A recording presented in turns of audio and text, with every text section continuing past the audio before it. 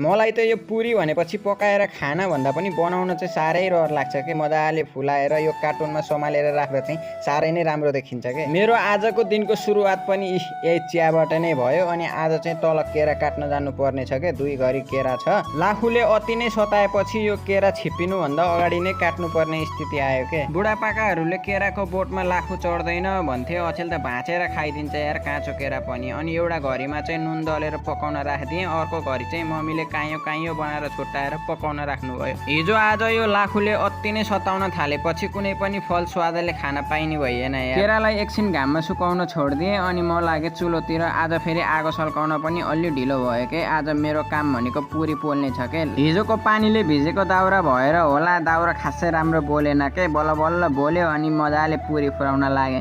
यो पुरी फेरि फुलेपछि यति आनन्द आउँछ कि मलाई। सुक्खा रोटी पोल्न भनेपछि फेरि मलाई लास्टै अल्छी लाग्छ के। घरिघरि हातै पोल्छ होइन। यो बनाउँदा त कति रमाइलो लाग्छ, मजाले फुल्छ अनि त्यसलाई टोकरीमा राख्दा फेरि कति रमाइलो लाग्छ। चर्को घाम र तेलको बानमा बसेर होला लास्टै गर्मी भयो। त्यसपछि पङ्खामा आएर ब्याङ्ल्याङ्ग सुँगुर पल्टे जस्तो पल्टेँ अनि उठेपछि फेरि आज ड्युटी भनेको यी बाख्रो चराउने छ। आज फेरि मलाई यो 2-3वटा बाख्रा यता र उता दौडेर लास्टै दुःख दिए के। अनि मम्मीलाई बाख्रा हेर्न लगाएर म लागेँ चिया खानातिर।